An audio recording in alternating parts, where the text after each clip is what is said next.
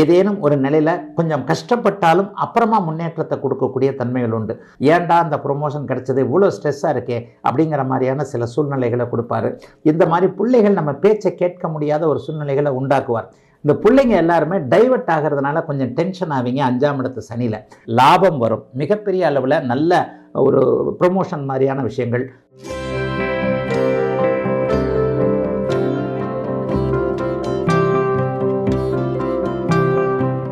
நல்ல காலம் பிறக்குது நேயர்கள் அனைவருக்கும் இனிய நல்வாழ்த்துக்கள். எல்லோரும் நன்றாக இருப்பீர்கள். எல்லாரும் எதிர்பார்க்குற சனிப்பெயர்ச்சி இப்போ நடக்க போகுது. ஒரு 2.5 வருஷத்துக்கு ஒரு தடவை நடக்கக்கூடிய சனிப்பெயர்ச்சி கடுமையான ஒரு எல்லாருக்குமே ஒரு மாதிரியான ஒரு இன்பமான ஒரு எதிர்பார்ப்பும், அதே நேரத்தில் ஒரு பயம் கலந்த எதிர்பார்ப்பும் சனிப்பெயர்ச்சியில் நிச்சயமாக இருக்கும். சனிப்பெயர்ச்சி எப்போ நடக்க போது? இந்த மார்ச் மாதம், வருகின்ற மார்ச் மாதம் 29ஆம் தேதி சனிப்பெயர்ச்சி நடக்க இருக்குது. இந்த சனிப்பெயர்ச்சி 2.25 வருஷம் அல்லது 2.5 வருஷம் பொதுவாக வரும்.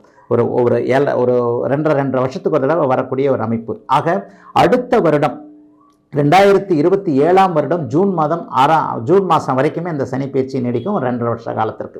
இப்போது கும்ப வீட்டில் இருக்கக்கூடிய சனி இனிமேல் மீன வீட்டிற்கு மாறப்போகிறார். பொதுவாகவே குருவின் வீட்டில் இருக்கக்கூடிய சனி 12 ராசிக்காரர்களுக்கும் அப்படி ஒன்றும் பெரிய கெடுபலன்களை தருவார் அப்படின்றது கிடையாதுங்க. 3, 6, 11ஆம் இடங்களில் இருக்கக்கூடிய சனி மிகப்பெரிய நல்ல யோக பலன்களை செய்வார். சில பேருக்கு கொஞ்சம் கஷ்டத்தையும் சில பேருக்கு கொஞ்சம் சாதகமற்ற அமைப்பையும் கண்டிப்பாக தருவார். 7.5 சனி அஷ்டமச்சனி வர்றது தான் கொஞ்சம் பெரிய அளவில் கொஞ்சம் சோதனைகளை கொடுக்குங்க. மற்ற ராசிக்காரர்கள் பெரிய அளவில் கண்டிப்பாக பயப்பட தேவையில்லை. அதே நேரத்தில் 7.5 சனியில் கூட எல்லாருக்கும் கஷ்டங்களை செஞ்சிடாது. 50 வயதுக்கு மேற்பட்ட நிலைமையில் இருக்கக்கூடிய, அது ஒரு 50 வயசுக்கு மேற்பட்டவங்களுக்கு அப்படி ஒன்றும் பெரிய கஷ்டங்களை 7.5 சனி மாற்றம் 7.5 சனியே வந்தால் கூட பெரிய அளவில் கொடுக்காதுங்க. ஏன்னா சனி பகவான் மங்கு சனி, பொங்கு சனி இந்த மாதிரியான அமைப்புகளில் கொடுக்கக்கூடிய அமைப்பு. எல்லாத்துலேயுமே ஒரு விதிவிலக்கு இருக்குது. 7.5 சனினா என்னங்க? 2.5 வருஷம் உங்களுக்கு 12ஆம் இடத்துல உங்கள் ராசிக்கு, இப்போ நீங்கள் தனுசு ராசிக்காரங்களாக இருக்கிறீங்கன்னு வைங்க, விருச்சிக ராசிக்கு வரும்போதே அவர் உங்களுக்கு விரையச்சனியாக வந்துடுவார். உங்கள் ராசியிலே உட்காந்துருக்கும் போது ஜென்மச்சனியாக இருப்பார். அடுத்து பார்த்தீங்க அப்படின்னு சொன்னால் உங்களுக்கு 2ஆம் இடத்துல போகும்போது அப்படியே பாதச்சனின்னு சொல்லப்படக்கூடிய அமைப்புகள். இப்போ பார்த்தீங்க அப்படின்னு சொன்னால் ஜென்மச்சனி விலகப் போகின்றது கும்பராசிக்கு. அவங்களுக்கு பெரிய அளவில் கண்டிப்பாக நன்றாக இருக்கும். அதில் ஒரு பெரிய கஷ்டமே கிடையாது. மகர ராசிக்காரர்களுக்கு 7.5 சனி முழுமையாகவே விலகுது. ஒரு 7.5 வருஷம் இருந்து வந்த கஷ்டங்கள் அத்தனையும் அவர்களுக்கு விலகுது. கடகராசிக்காரர்களுக்கு பார்த்தீங்கன்னா அஷ்டமச்சனி கம்ப்ளீட்டாக அப்படியே விலகுது. ஆக இந்த 3 ராசிக்காரர்களுக்கு இப்போ இருக்கக்கூடிய துன்பங்கள் விலகக்கூடிய அமைப்புகள் இந்த நிலைமையில இந்த சனி பயிற்சியில் நடக்குதுங்க. இன்னொன்று, யோகம்னு யாராவது ஒருத்தருக்கு ஆகும் இல்லையா? அந்த யோகத்தில் பெரிய நல்ல யோகம் எந்த ராசிக்காரர்களுக்கு வரும் அப்படின்னு பார்த்தீங்கன்னா, ரிஷபராசிக்காரர்களுக்கு 11ஆம் இடத்துல சனி பகவான் வர்றார். துலா ராசிக்காரர்களுக்கு 6ஆம் இடத்துல சனி பகவான் வர்றார். இந்த 2 ராசிக்காரர்களுக்கும் 90% பெரிய அளவில் தொட்டது துலங்கம்னு சொல்லுவோம் இல்லையா? அந்த தொட்டது துலங்கக்கூடிய அளவிற்கு மிகப்பெரிய நல்ல பலன்கள் நடக்கக்கூடிய அமைப்பு இந்த சனி பயிற்சியில் இருக்குங்க. 7.5 சனி வருது, அஷ்டம சனி வருதுன்னா கண்டிப்பாக கவலைப்பட வேண்டாம். இந்த தடவை சிம்மராசிக்காரர்களுக்கு அஷ்டம சனி வருது. ஆனால் சிம்மராசிக்காரர்களுக்கு பெரிய கடுமையான கெடும்பலன்கள் எதுவுமே இருக்காது. ஏன் அப்படின்னு பார்த்தீங்க அப்படின்னு சொன்னால், ஒரு நிலைமையில் அவங்களுக்கு 7ஆம் இடத்துல ராகு இருக்கிறதுனால ஒரு வேதை அமைப்பு வருகிறது. ஆகவே அஷ்டமச்சனி தொல்லைகளை இந்த தடவை விதிவிலக்காக சிம்மராசிக்காரர்களுக்கு இருக்காது. சனின்னு கண்டிப்பாக பயப்பட வேணாங்க. சனி பகவான் சமூகத்தில் உங்களுக்கு சில அனுபவங்களை கொடுத்து வாழ்க்கை என்பதை என்னன்னு புரிய வைக்கக்கூடிய ஒரு கிரகம். அதாவது அம்மா அப்பா நெருப்பு சுடும்னு சொல்கிறாங்கன்னு வைங்க, ஒரு குழந்தைக்கு நெருப்பு சுடும்னு சொல்லி கொடுக்குறாங்க. அப்போ அந்த நேரத்தில் எந்த ஒரு விஷயத்தையும் செய்யாத ஒரு குழந்தை டக்குன்னு அப்பா அம்மா இப்படி நகண்டவுடனே நெருப்பில் கை வைக்குது பாருங்க.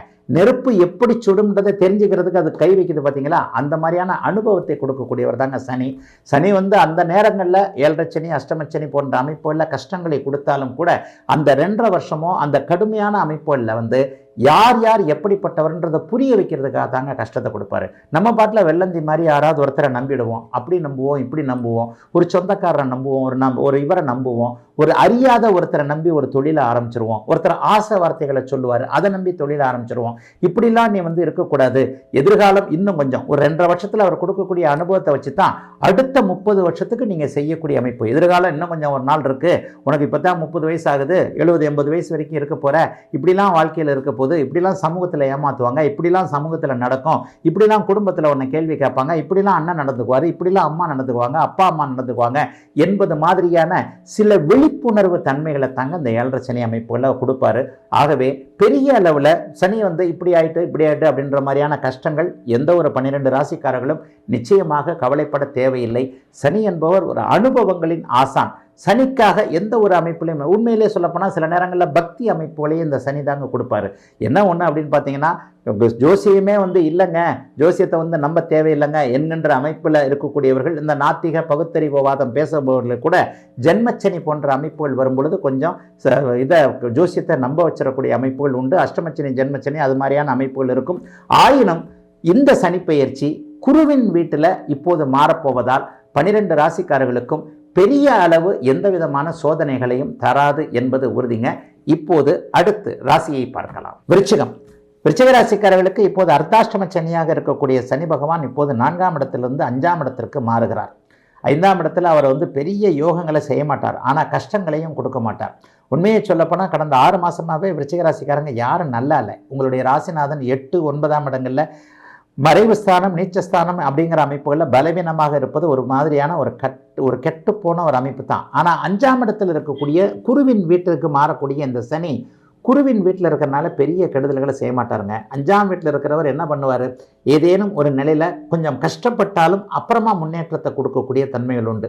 முதல் ஒரு வருடத்திற்கு ஒரு மாதிரியான சேஞ்சஸ் என்று சொல்லப்படக்கூடிய ஒரு வேலையில் மாற்றம், ஒரு ப்ரொமோஷனை கொடுப்பாரு. ஆனால் அந்த ப்ரொமோஷனில் ஏன்டா அந்த ப்ரொமோஷன் கிடைச்சது, இவ்வளோ ஸ்ட்ரெஸ்ஸாக இருக்கே அப்படிங்கிற மாதிரியான சில சூழ்நிலைகளை கொடுப்பாரு.